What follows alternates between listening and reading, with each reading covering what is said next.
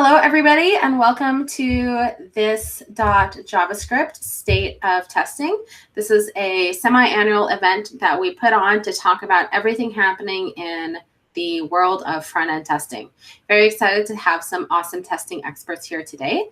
We have Simen Bekkhus from Folio and a core contributor to Jest. We have Gleb over here, who is a VP of engineering at Cypress. Vikram Subramanian, who is on the Angular core team at Google. Adam Carmi, a co-founder and CTO of Applitools. Guillermo Rauch, who is the founder of Zeit. Kevin Lamping, who is a developer with test automation and also WebDriver. So big thanks to our sponsors, Applitools, as well, for sponsoring this awesome event we have semi-annually. They do visual testing, and you should definitely check them out at applitools.com. In addition to that, giving you guys an update on some interesting events that we have coming up. So we will have State of Browsers coming up. I believe that is in May, so look out for that. And we also have GraphQL Contributor Days happening in May as well. So check those out at This.co. My name is Tracy. You can follow me on Twitter at LadyLeet. I will be monitoring. If you have any questions during the live stream, you can go ahead and ask those in the live chat, or you can use the hashtag ThisJS on Twitter as well. So conversation definitely doesn't stop here. And I think that is it for me. And I think I want to just jump in really quickly, and we are going to get started with Simen, who again is a developer at Folio and a core contributor to Jest. And Simen, I'll let you take it away from here. Thank you.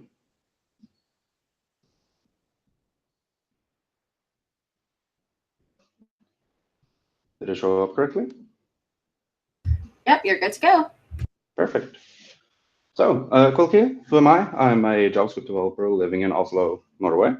I work at a company called Folio, and it's a startup we just launched last week, creating a bank for small businesses. And I've also got the highest number of contributions to Jest in the last 2.5 years, which I guess is the most interesting thing in this context. More and more people are starting to use Jest. This is the downloads charts for last year. It's been a crazy 2019, as you can see, more than tripling our downloads. And I'd like to quickly touch on why I think that is. Mostly, I think, is because it's batteries included. So you don't have to install anything other than Jest, and then you run Jest, and all your tests will run, no matter how you configure it. Out of the box, it sort of just works, zero config, which is a meme at this point, I suppose. But Jest actually works that way. But if you have some sort of weird configuration, you can still configure it to do whatever you want. It has a cool watch mode, but one of the main things is, of course, that Facebook developed and uses it very visibly in the community. So whenever you use React, for instance, the #1 guide is always to Jest. And since it's so big, that means that other people are creating plugins for it. So if whatever IDE you use, whatever terminal you use, whatever OS you use, it's probably going to work just fine. And we're very proud of this. This is a screenshot from the State of JS 2018, where it just won the High Satisfaction Award. So we seem to be doing something right. It's not just big because it's big. One thing I want to quickly talk about, since this went to the top of Hacker News, actually, that Jest has migrated to TypeScript recently. It was pretty quick. It just took a month. But I'd like to touch on why, because people seem to take it as like a political statement or something, which is far from the truth. We just wanted to encourage community contributions. Jest has a lot of community contributions already. We have close to 1,000. I checked just now, it's 920 contributors to the repo. But we like even more because it's basically done, right? It can do whatever you want to do, but there's still a bunch of features that people want. And our thought was that since a lot of people are using TypeScript and even more wants to use it, maybe we can have them come to Jest and make a small contribution so they can dip their toes in the world of TypeScript. It's also a monorepo, and so we publish a lot of modules from it. And we want other people to use them, of course. And by being TypeScript, it's better in the integrations, in their own editors and their own tools. So future plans for Jest. Like I mentioned, it might be considered done. We had a release just yesterday, which is likely to be the last release of the version 24 major line. The last couple of weeks, I've seen a lot of performance and memory improvements. So hopefully it'll help people complaining about performance in the last few releases.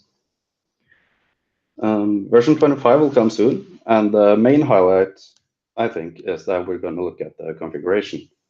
We have over 50 configuration options, and a lot of them overlap, and it might be hard to configure.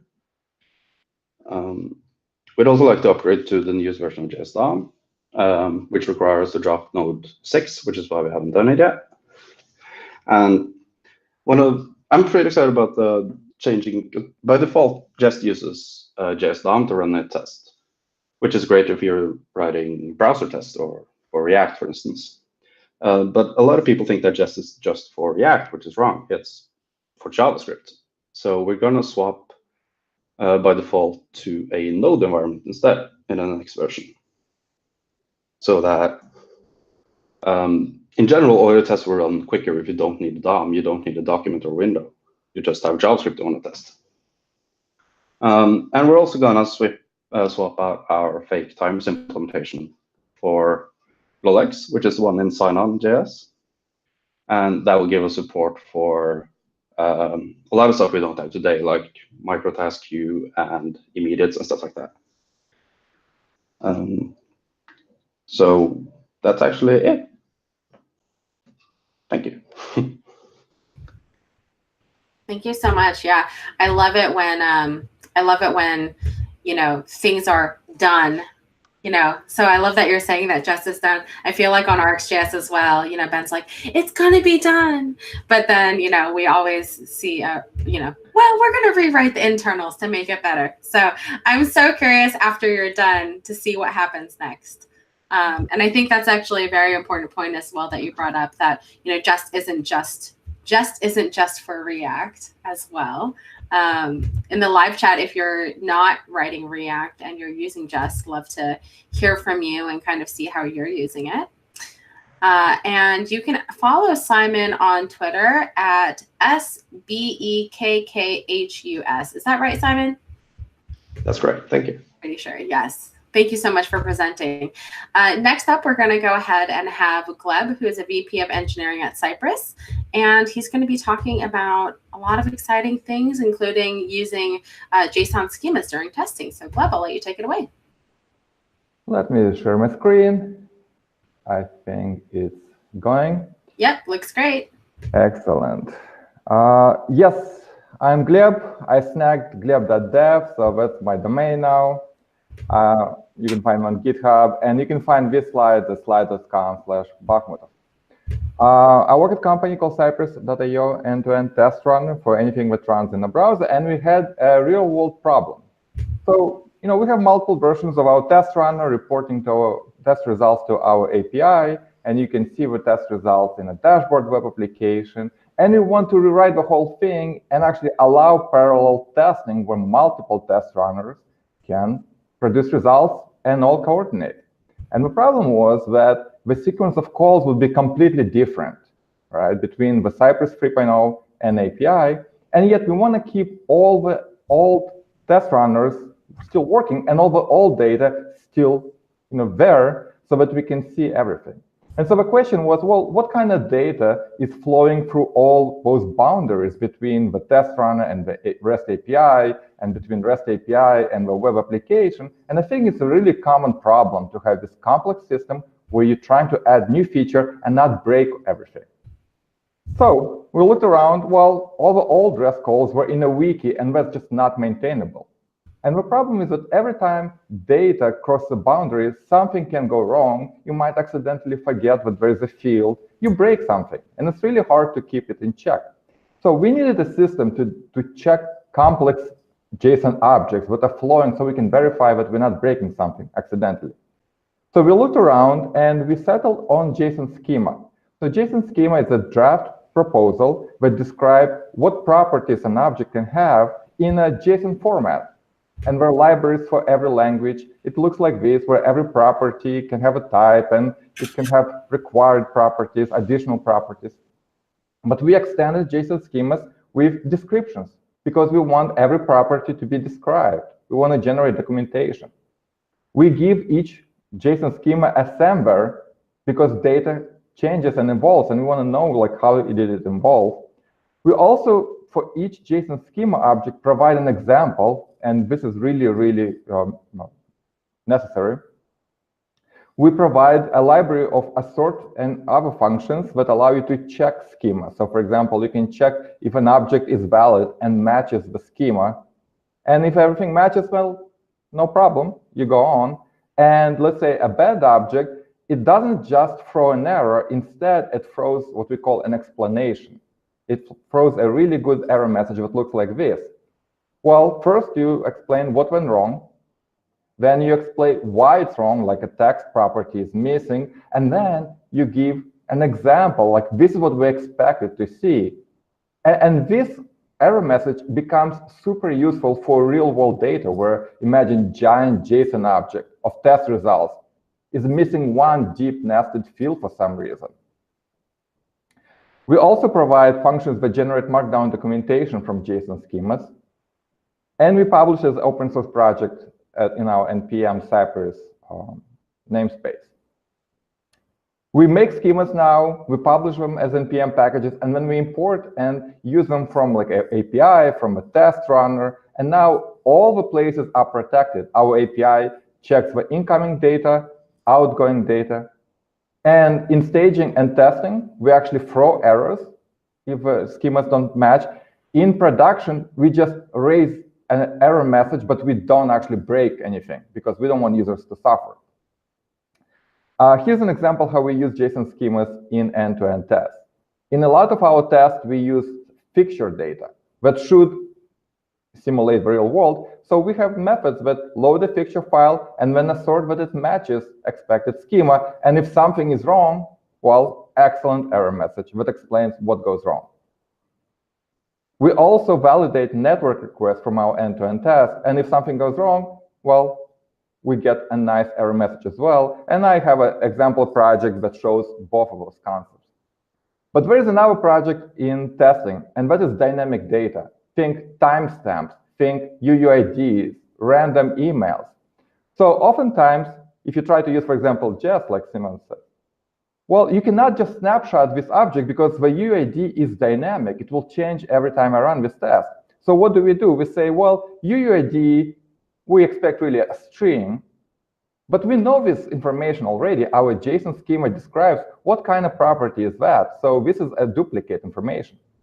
So in JSON schemas in our library, you can say default value for dynamic data.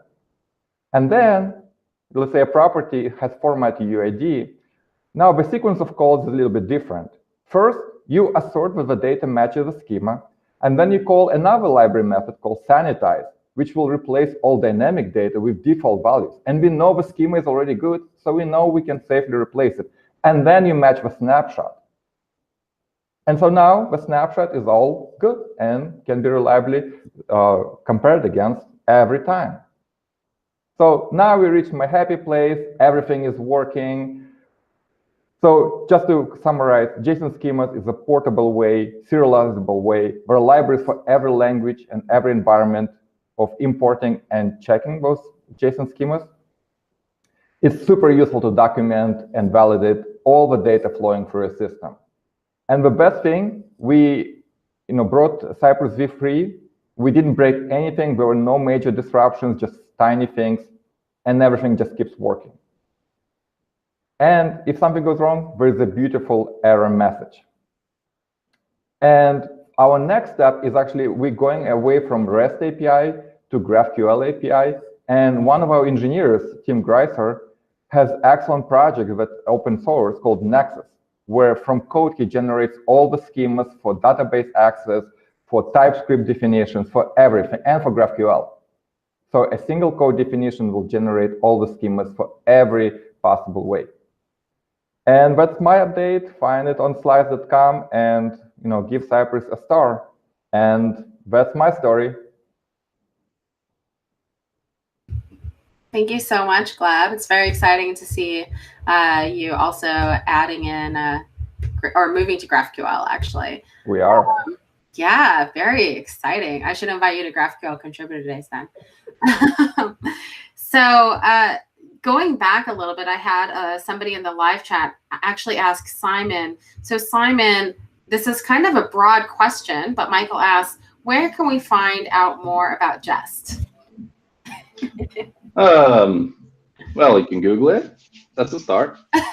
Yes. No, we have a website which actually got recently a facelift, so it's very beautiful now with awesome animation. And I'd like to think that our documentation and getting started guides are pretty good. And if not, we have, well, PRs are welcome, of course, but we also have a pretty vibrant Discord community where you can ask all your questions. Great. And what's the website? Is it Jest.com? Probably not. JS.io. Just.js.io. It's Yeah. Jest.js. Okay. Yeah. All right. Awesome. Thank you so much for that. And again, if you have any additional questions for any of our speakers, feel free to post them in the live chat. Okay, next up, we're going to have Vikram Subramanian. He is on the Angular core team at Google, focusing on a lot of really cool stuff, including testing. So you can follow Vikram on Twitter at Vikraman. And Vikram, I'll let you take it over from here. Cool. Hi. So today I'm here to talk about testing, but not really about testing, something that can make your whole testing story easier. And I'm trying to project. All right. Cool. So yeah, I'm here to talk about essentially using compilers to reduce defects in your project and as well as reduce the burden you have on testing. So, I mean, everybody knows testing is good, and compared to debugging, you don't want to be debugging your code, especially in production. When you do write tests along with your code, you're able to surface defects in the context of the change that you're making, so that you don't have to go back and debug and figure out what's happening, right? But writing tests is still hard, and especially for areas like security, performance, accessibility. You don't want to be just writing tests to find out all the problems in these areas, right? So, so this talk is about essentially what else can we use? What else do we have in our toolbox to make finding defects easier and not just depend on tests, right? So, so I just want to present essentially using compiler checks in addition to tests to making finding defects easier, right? So compilers, like something like a TypeScript compiler, does type checking, and it does help you to avoid certain class of defects that you don't have to keep writing tests for, right? And in general, so the idea is, can we extend these compiler checks even further to reduce our burden on testing, right? And what that means is we are intentionally reducing the set of accepted programs by the compiler, right? So that it's sort of like your application stays within certain guardrails to ensure things like functionality, performance, security, and things like that. So we have a tool that Alex Eagle in the Angular team wrote called CC, which is essentially a TypeScript compiler plugin. And one of the main ideas is that you are able to promote like TS-lint warnings to compiler errors. So like how does it help, right?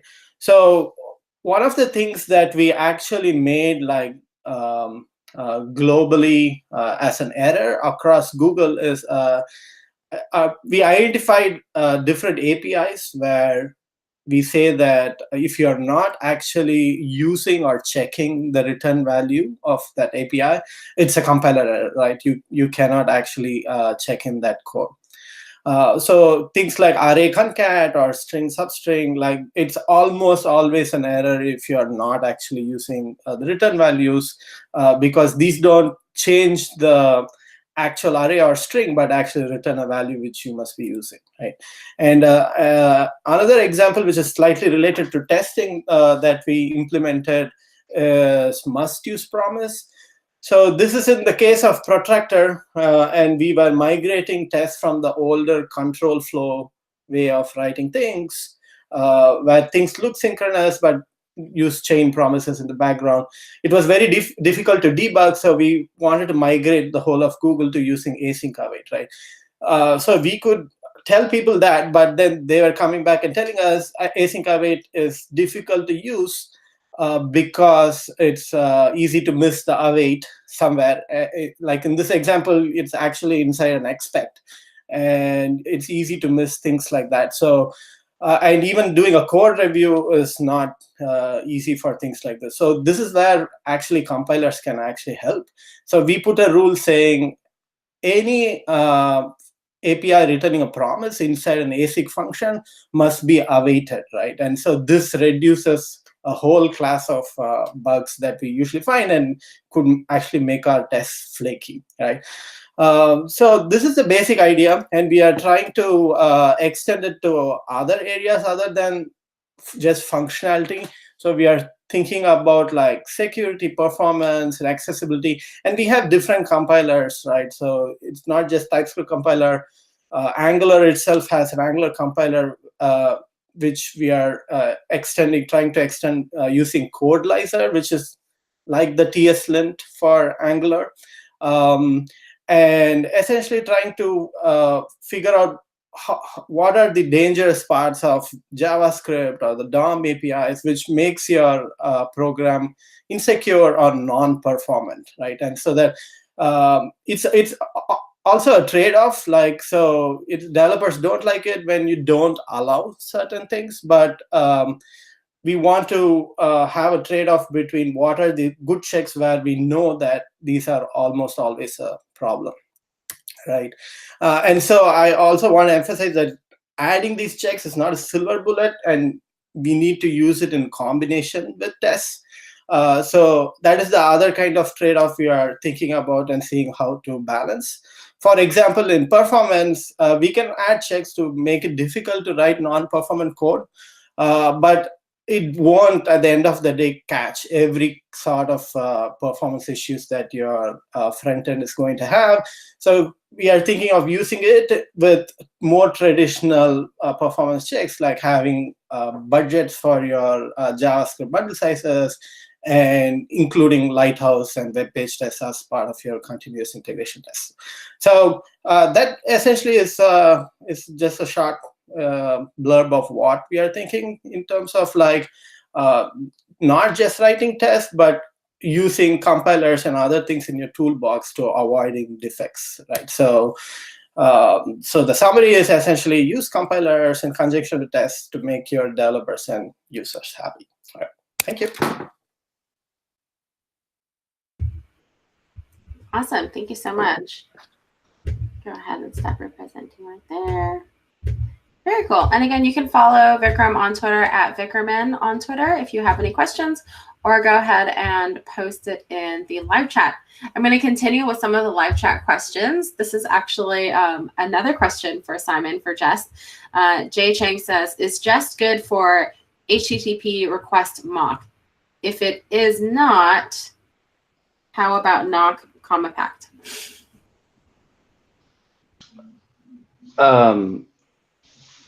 Good question. We have knock should work because you still have access to, you can do require HTTP, which is how knock works. It intercepts everything.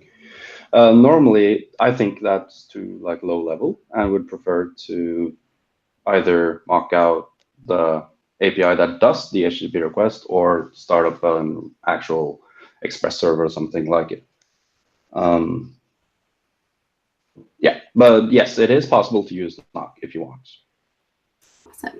Thank you for answering that question. And again, if you have any additional questions, feel free to keep posting them in the live chat. Next up, we're going to go ahead and have Adam Carmi, who is the co-founder and CTO of Applitools, go ahead and give a talk about visual testing. Hot topic these days, and I'll let you take it away, Adam. Thank you very much, Tracy. So awesome talk so far. Can you see my screen okay? Yes, we can. Great. So today I'll talk about how to effectively test your CSS. If we look at how most front-end developers test today, the sad reality is that most of them don't. And those that do would usually run unit test or functional UI testing with tools like Cypress, WebdriverIO, Selenium, etc. So here's an example of such a functional UI test. In this case, we want to validate that a user that tries to sign in without providing email or password actually get an error message indicating that those fields are required. So the way that we would express that in Cypress is very easy and concise. Gleb, excellent job. We just visit the login page, then locate the sign-in button and click it. And then in lines 8 to 17, we simply start asserting stuff, allocating the error items, the error elements by their validation error class, making sure that they have the proper text, and then making sure that the sign-in button is still there for the user to retry.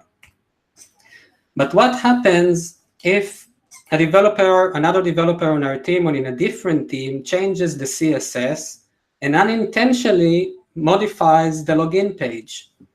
As you would expect, our Cypress test would still pass. And the reason we should expect it is because it is testing a very specific functionality, and it is not trying to validate the way that the UI looks. And this means that the risk here is that if we don't have other means to verify how the UI looks like, this change might go unnoticed and we push this bug to production. So how can we test the UI? I mean, an average web page can have hundreds of elements, and every element have dozens of attributes that affect the way that it is rendered. And it's really unlikely that we're going to add hundreds of assertions to every step in our test to validate the UI. And beyond that, how can we make sure that the application looks right, renders correctly on all different form factors and viewport sizes that affect its layout? How can we make sure that it renders correctly on different browsers that use different layout engines that all have a slightly different interpretation for the same DOM and CSS? What if we have Canvas and WebGL components that don't even have elements to assert on? And even if we don't change a line of code in our system, still a new Chrome browser version comes out and it might be incompatible with your application. So the answer to this question is visual testing. And the way that you do it with Applitools is that basically you just add a visual assertion or a visual checkpoint, as we call it, which validates the entire window with one line of code. It captures a screenshot of the page or a component if you want to test a specific component, and compares that with a baseline image that defines the expected appearance of the page. And if there is any difference, it fails the test. Very simple. Now, what's more impressive about it is the fact that it doesn't matter where your test is running. So if it's Cypress and it's running on Chrome, you can still visually validate that page on any combination of browser, viewport size, device, and operating system. And the way that it works is that instead of capturing a screenshot, what we do is basically capture all the resources that are used by the browser to render the page locally. We upload the differences to our visual grid, where we host our own devices and browsers. And then we simultaneously render the same resources on all these different combinations of environment details. The result is that you can run hundreds of visual tests in less than a minute, which is super powerful and super cool, actually, if you haven't seen it in action. Now, if you have a difference, it's very easy to visualize and see it. You go to the Applitools dashboard, you can see the checkpoint and baseline image, toggle the two, and clearly see what changed. In this case, you can see the difference in the sign-in button. Everyone in the team that knows how the product should look like can actually do this maintenance thing. Beyond just seeing what changed, you can also see what caused the change. So for example, if we click the sign-in button, we can immediately see what changed in the page implementation. We can see that we have a CSS rule that was removed that actually causes the text to be uppercased. And we have two CSS rules that were changed that caused the background and border and color of the text to change, and also affected the viewport size. So that can save a lot of time getting to the root cause of differences very quickly without starting to dig into code. Now, maintaining baseline is very simple and trivial as well. All you need to do is just accept the new screenshots. And we have plenty of features in the product which allow you to really scale up your tests without increasing the maintenance overhead. So in this example here, you can see how the tool can actually show you only unique results. So if you have a visual difference that spans over hundreds of pages, and it's the same difference, you just see it once.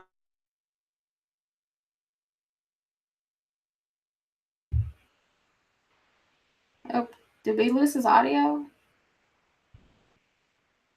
Yes, we did. And you only need can you hear me now, Tracy? Yes, we can. Yes. Okay, so should I go back to anything, or was it long? It was 5 seconds. Okay, so never mind. Okay, so the last thing I'll mention is that, of course, visual testing needs to integrate with the day-to-day workflow, and we do integrate with bug trackers, making it easier to report bugs, with CI systems like Jenkins, Travis, Circle, and many others, and also with SCM systems like Bitbucket and GitHub, where you can quickly view, initiate, and maintain visual test results directly from your pull requests. So I hope that despite of the audio interruptions, I managed to get you interested in visually testing your UI. And if you have any questions, I'd love to answer them, or you can visit applitools.com. Thank you very much. Thank you. Yes, you can follow Adam on Twitter at Carmi Adam. That's C-A-R-M-I Adam. Applitools definitely, from a visual testing perspective, has changed a lot of perception. If you've done visual testing in the past and thought, I can never do this because it is so painful, the technology has come quite far. So highly recommend you check it out. Also, if you're an open source library, there are free licenses for you. So you can check those out as well. And I believe there's a link to the applitools.com website for the free license if you have an open source project. Next up, I'm very excited to have Guillermo as well, who's the founder of Zeit, and he's going to be talking about testing serverless deployments with integrations. So Guillermo, I'll let you take it away from here. Hello, I'm going to share my screen. Yes. Works. Looks good. Great. Let me adjust. I'm going to share my entire screen really quick. Mm-hmm.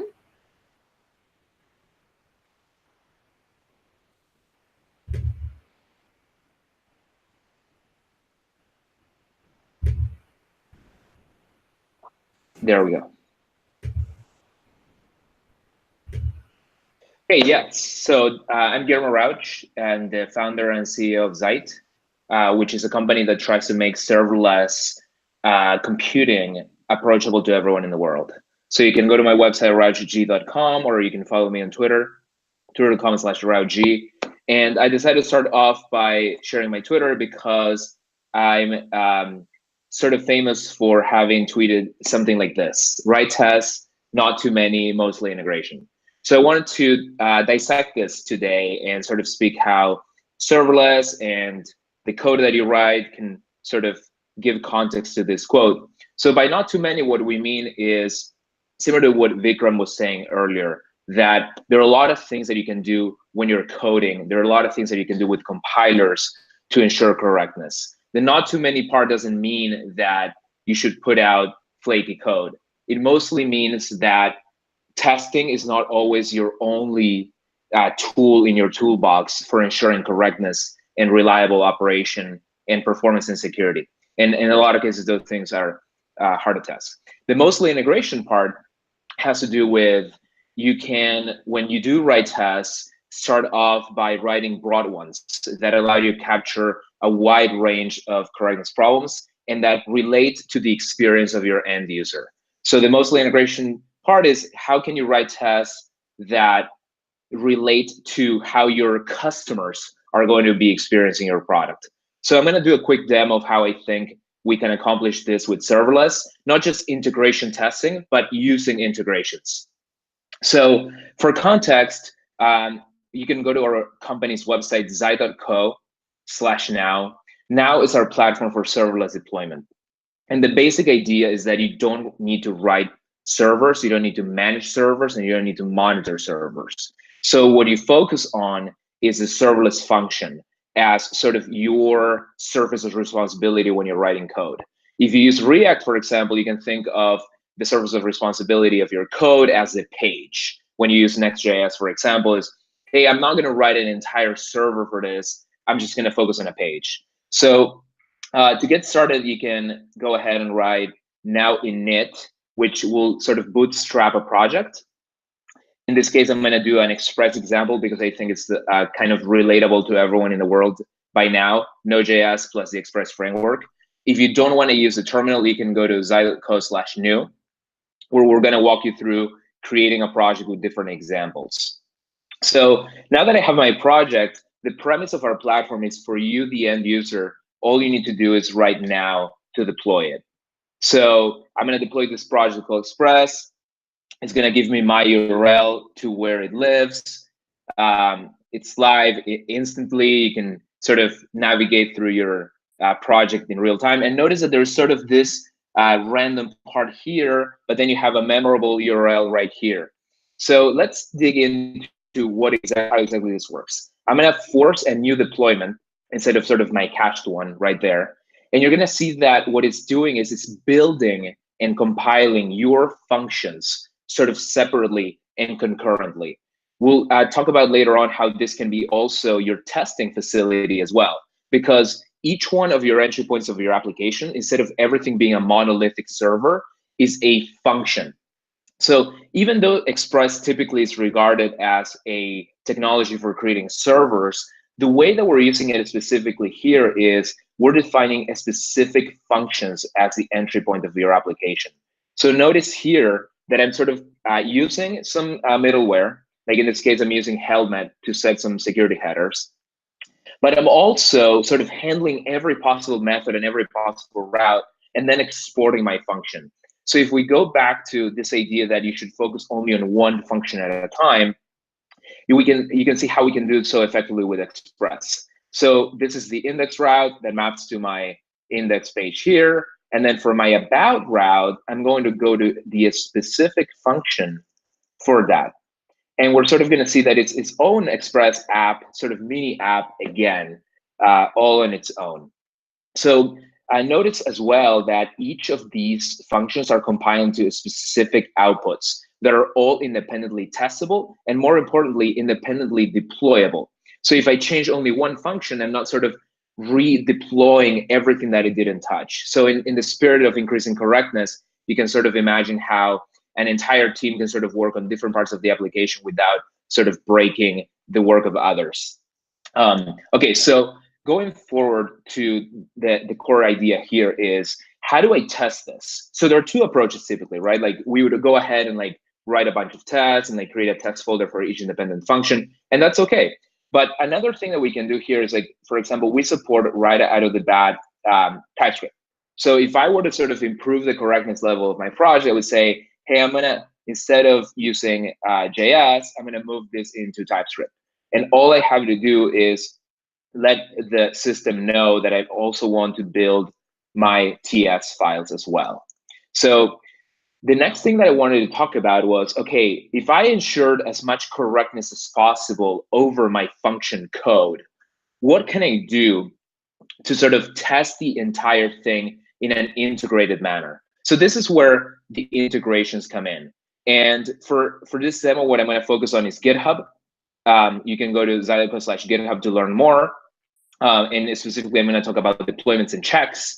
But we also support GitLab. More SCM systems are coming and will be supported soon. So what I'm going to do is I'm going to take the project that I just created with Now Init Express if you want to retry it at home. And by the way, if you haven't not heard of Now, the easiest way to install it is npm install-g now. And then you get your client set up right there. So I'm going to create a project on GitHub to sort of demonstrate how deployments and checks work. So I'm going to call this project my Super Express demo if GitHub responds. I'm going to mark it private because it's not interesting to the public yet. I'm going to run git init. So now I have my project. I'm going to create a commit.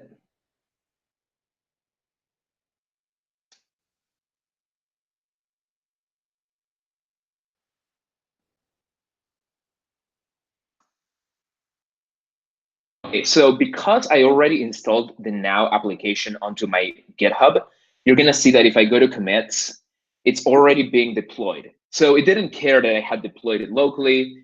This system is always trying to create a deployment for every single push. So we talked about earlier how when I run Now, I got my own unique URL. So notice here, oh, and I'm going to revert my little change here because we probably didn't test it. So this actually shows you how easy it is to sort of correct the mistakes. So I'm going to create another commit, and it's also going to get its own independent deployment.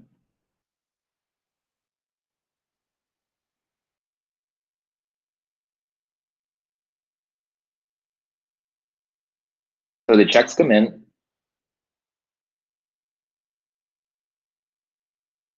Great.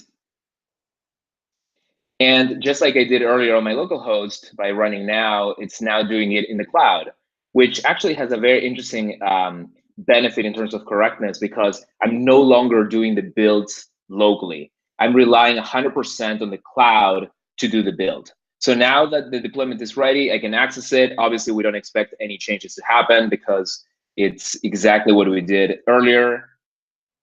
We get our express deployment, etc. Okay, so the cool thing here is you're going to see that when I refresh my GitHub commits status, it says, okay, the deployments are ready. And I get one check per function that I deployed inside my project. So how do I go about testing this? So recently, what we introduced is this idea that instead of just relying on checks like Circle CI or Travis CI do, we tell GitHub that this is actually a deployment. So to show you how that works is I'm going to make a little change and I'm going to submit it as a pull request. So say hello from my PR. And I'm going to use this cool GitHub functionality that creates a new branch and a new PR. So I'm going to submit a PR just like everyone in your team would do when they're evolving your project or sort of correcting a mistake, etc. Instead of pushing to master, I'm going to now deploy a PR. So you're going to see that Now immediately is setting, okay, it's a new commit, it's new work. I'm going to deploy it. I'm going to build it, kind of like we did earlier.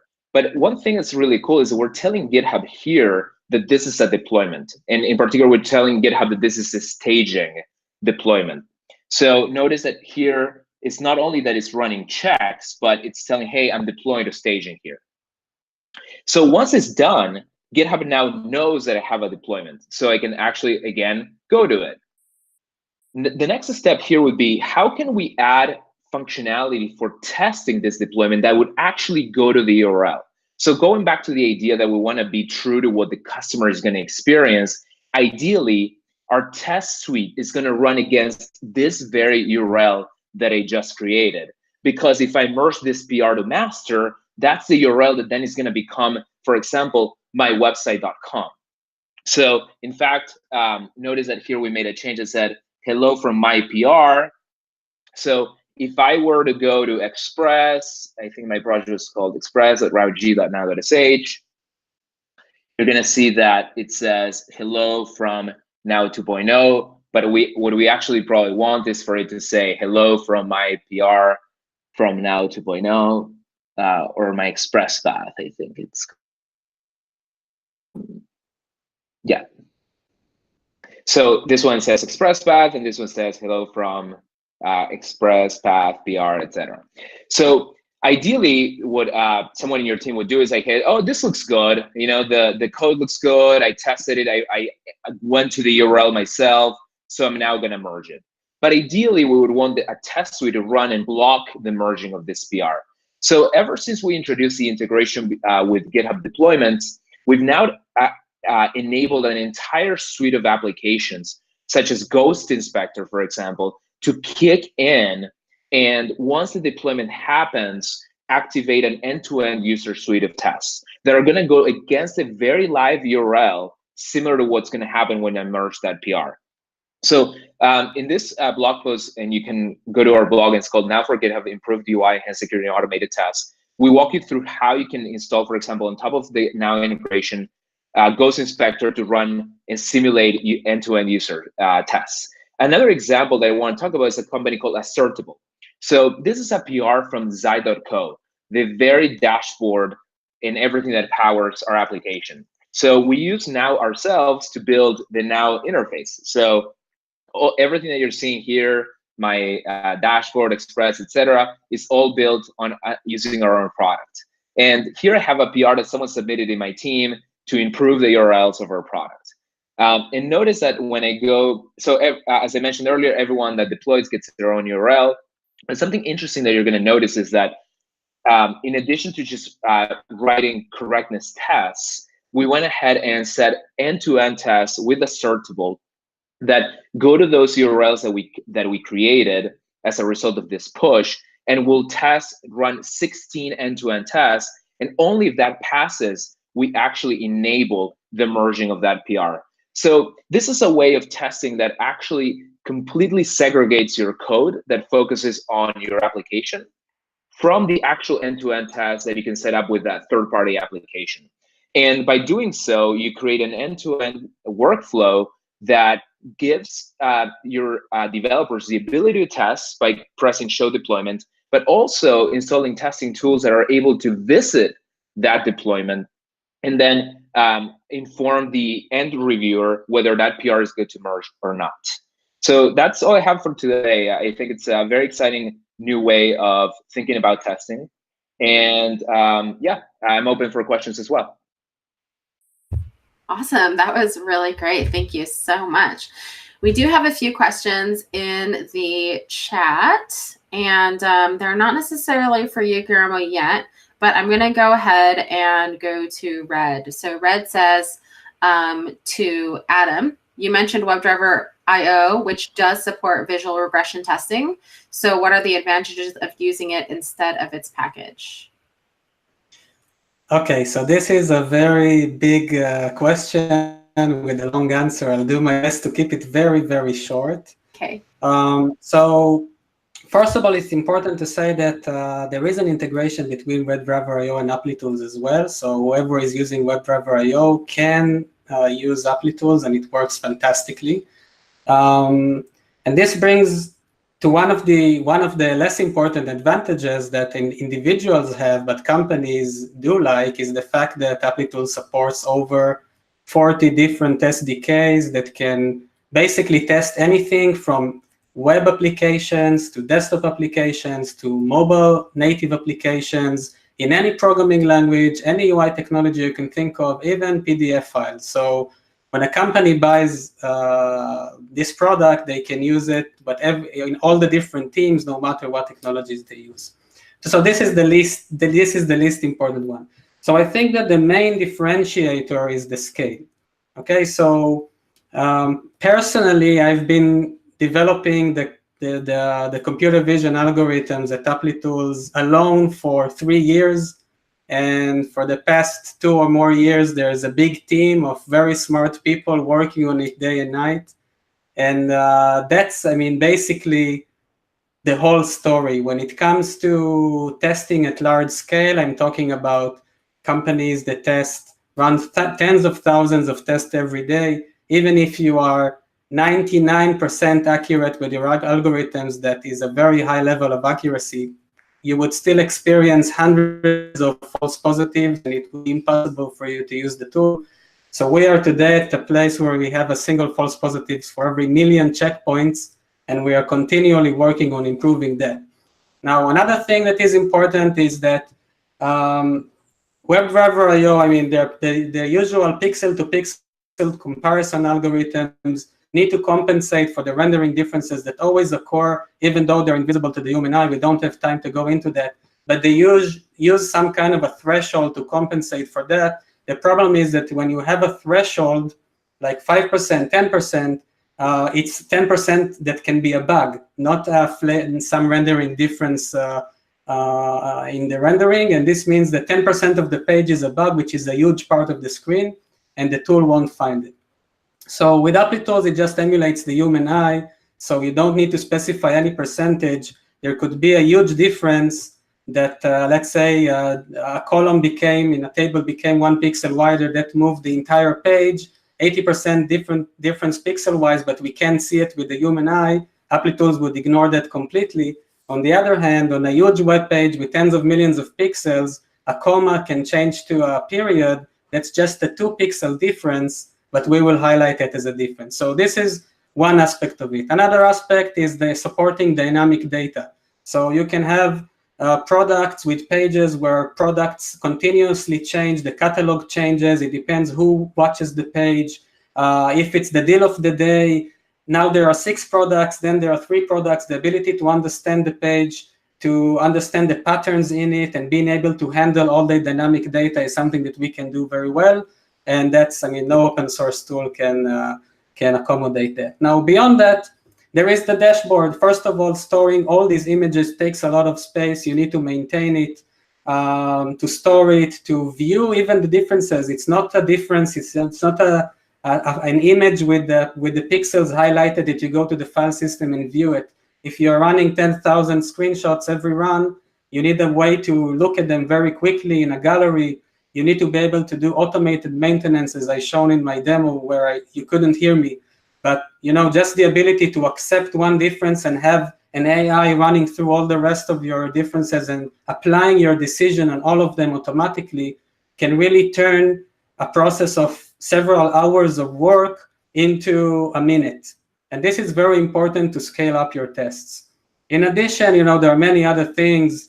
A version control system that is built into the product that allows you to have baselines for different branches, looking back in history and diffing, your UI, merging UI differences between branches, and last but not least, the visual grid that I told you about. So the ability to run a single test locally and have it validated, on 50 different environments, sitting in a cafe with your Mac, running a test, and in 1 minute seeing how it looks like on i9 on Windows, and seeing if something broke there is just fabulous and fantastic, and you won't get that for free anywhere. So that's like the short answer to the question. Thank you so much for that. Let's go ahead and move on to our last presenter, who is going to be Kevin. And Kevin is going to be talking about the state of WebdriverIO. So Kevin, I'll let you take it away.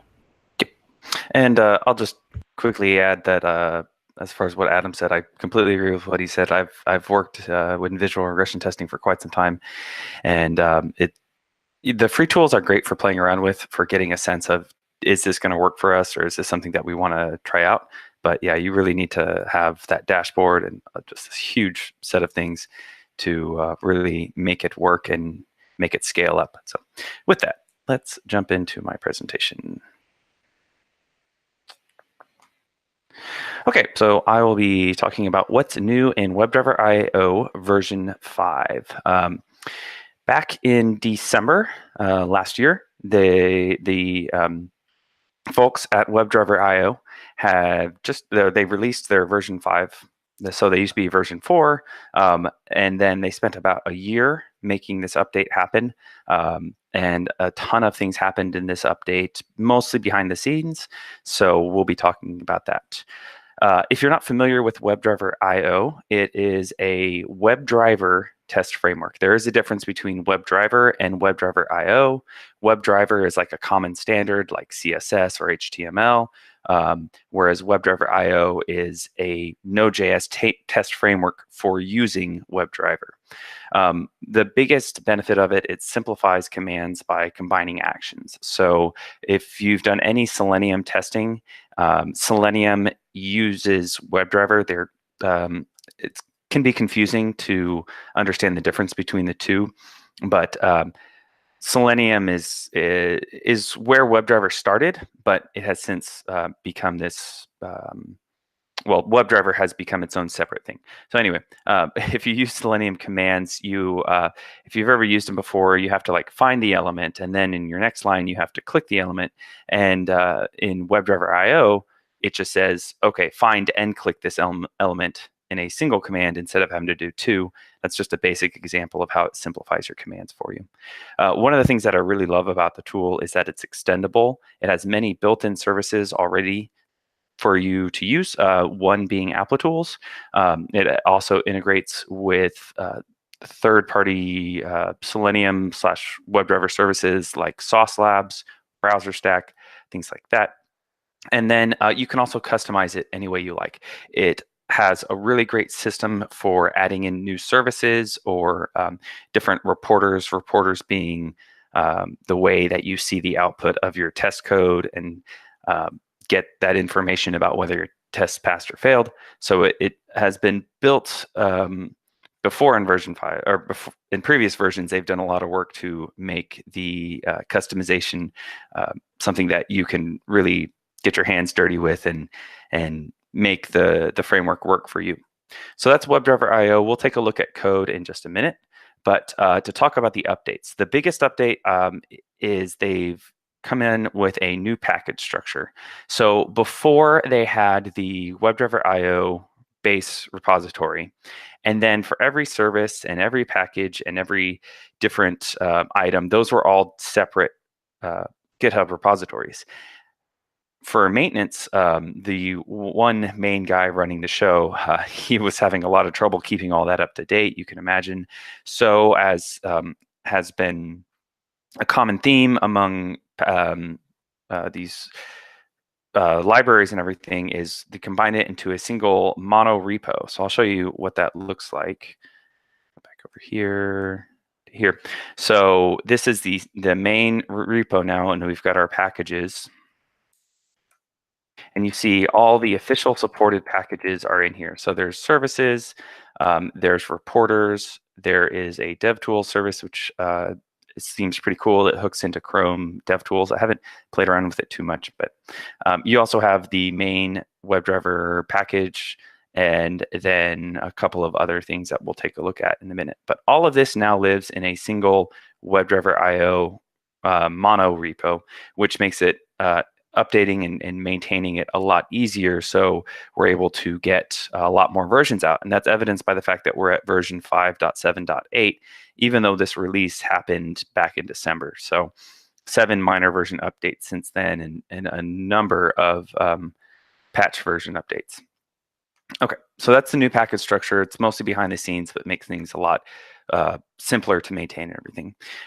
They also focused on a separation of concerns. So one thing they did was, I mentioned that WebdriverIO and WebDriver are two different things. They have this WebDriver package. You see there's WebDriver package and WebDriverIO. The reason for WebDriver is if you are crazy and you want to just like use this base WebDriver package, you can do it now. WebDriverIO will sit on top of it, but it uses this base package for you so that you can do things to your heart content, like customize it as much as you want to your heart's content. And so, yeah, again, this kind of comes back to the maintenance side of things and making things a little bit clearer and more organized.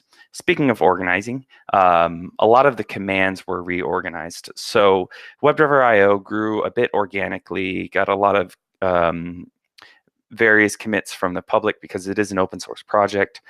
So it had a lot of kind of rough edges as far as differences in the way that some commands would be named or the way that you would call different commands.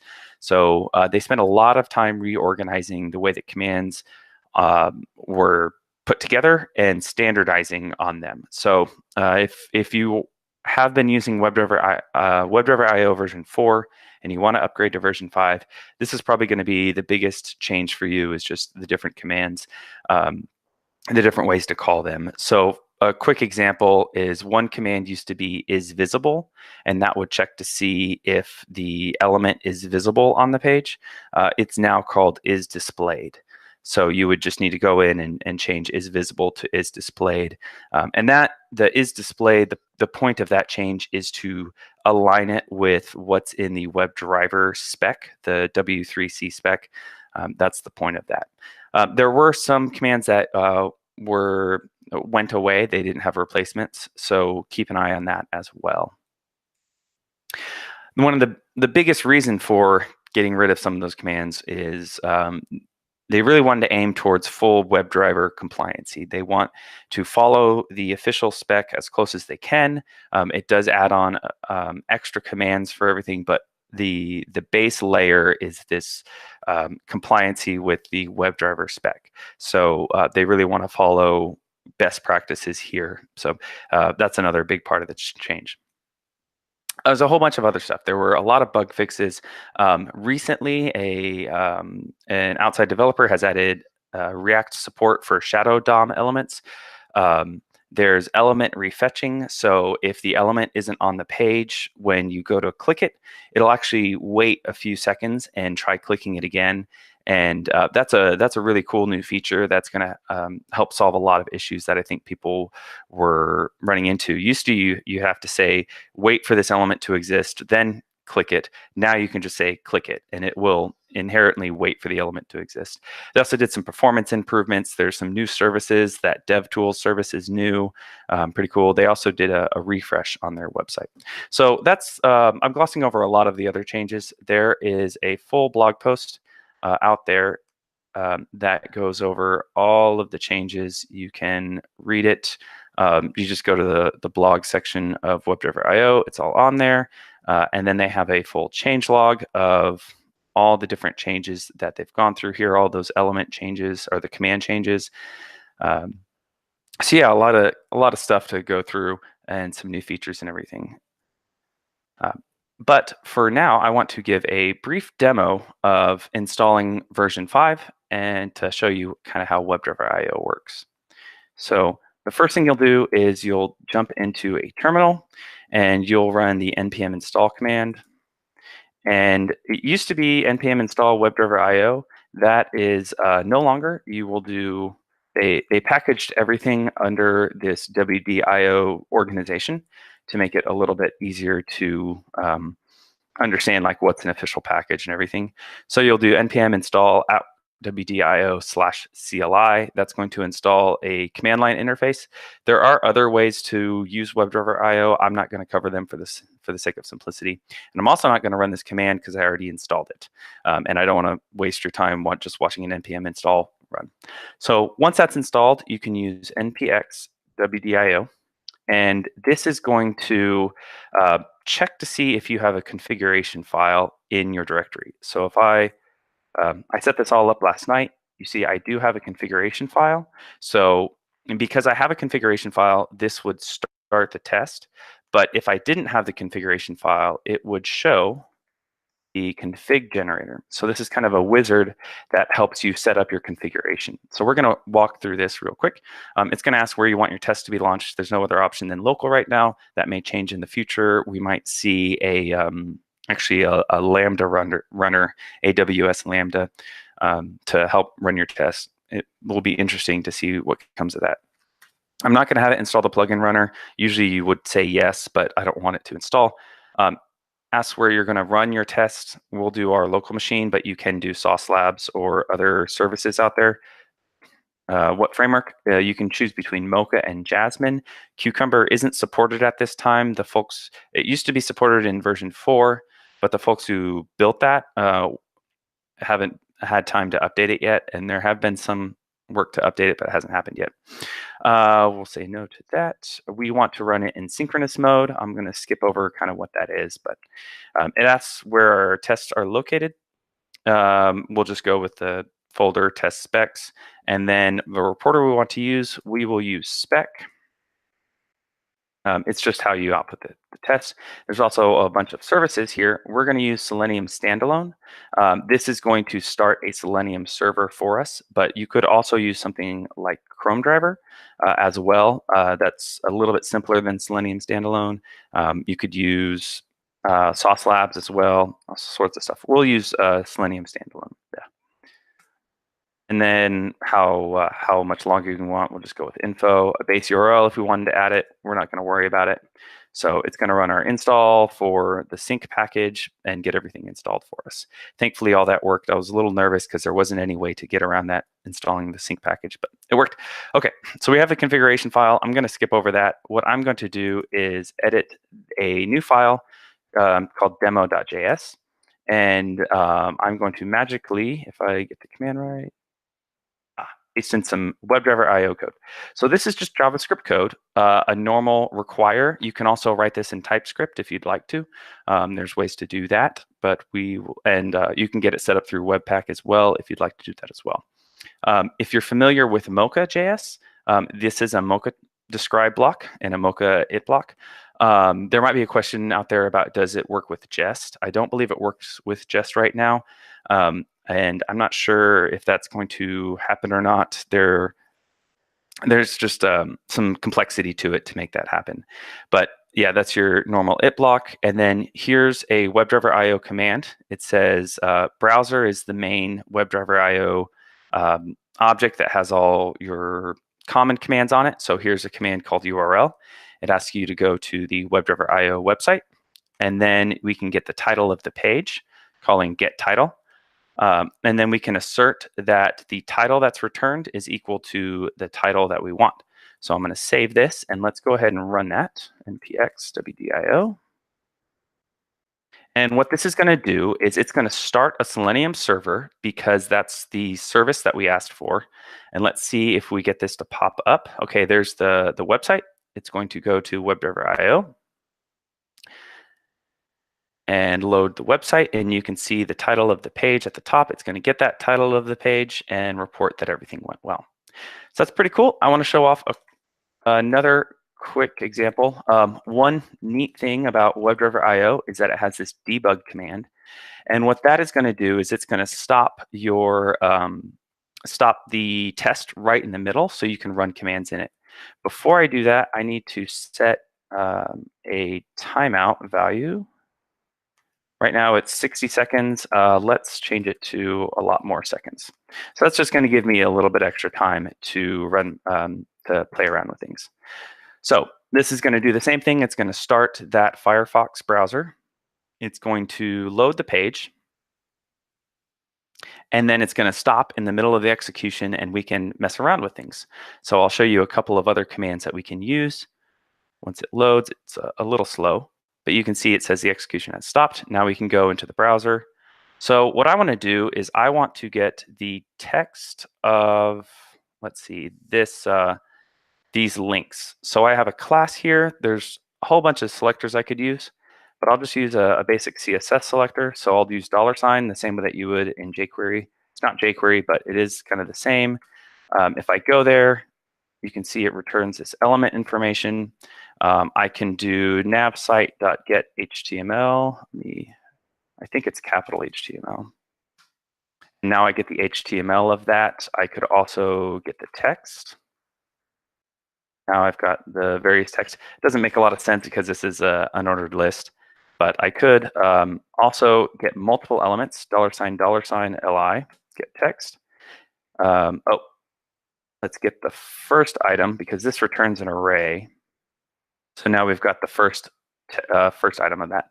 Let's go ahead and go to the API. So I'll get the second item, and I'm going to click that link. So I need to select the, let's see if that works. Hey, that worked. OK, so now I've got that. Let's do one final thing. I'm going to type into this text box So I've got an ID here, and pretty much any CSS selector you can use to get that element. And I'm going to call set value, and we are going to search for debug. See it entered the debug text in there super quick. I could also like clear the value if I wanted to. Work. Well, I think it's because it's a custom input, but there are a bunch of these different commands: add value, set value, click, get HTML, get location, get size is displayed. All of these commands are available for you to test out and try. They're also the common browser commands. And when I'm done with this, I'll just hit exit, and it's going to finish my test and say that everything passed. If this assert wasn't correct, then it would say that it failed. So yeah, you use WebdriverIO just for testing websites. I've been using it for years now. It's very, very handy. And the thing that I'll end with is I've got a new book coming out on testing web apps. I've made a course a year or so ago, a full like 12 module, 50 video course on WebdriverIO. That was for version 4. I want to update it for version 5.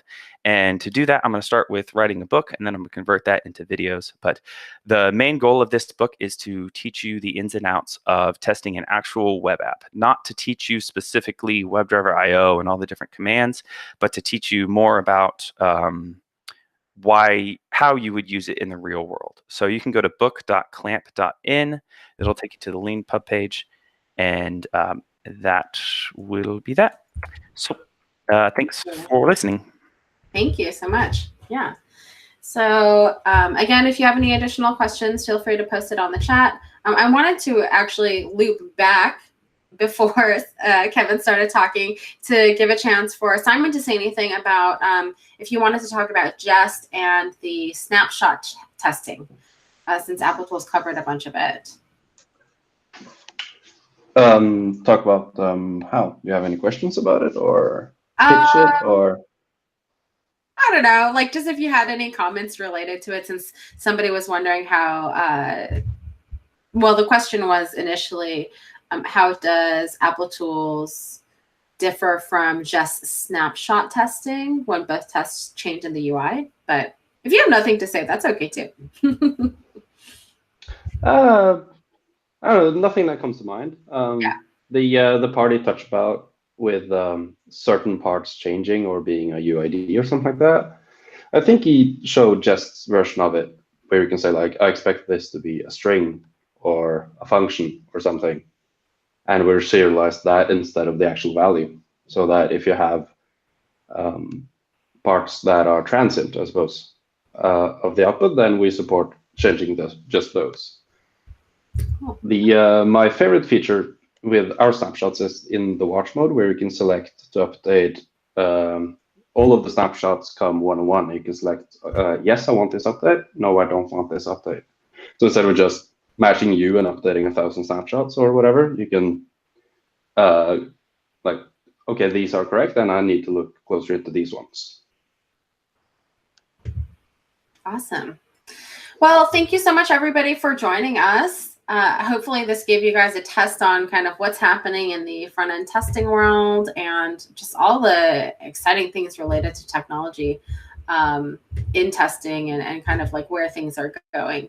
So would love to thank our speakers again. Thank you so much, Adam from Applitools, Gleb from Cypress, Guillermo from Zeit, Kevin, independent by his book, Simen from Folio and Jest, and then Vikram from Angular and Google. Again, you can find this. Feel free to share this, by the way, because it is saved on YouTube, so you can go directly to the link that you're currently on. And these are great for. I love to use them as lunch and learns. So we have State of Browsers coming up. It's a great opportunity for you all to just book a conference room, order in lunch, and learn all about what's coming up with browsers next in May. Thank you again. My name is Tracy. You can follow me on Twitter @LadyLee, and we'll see you next time.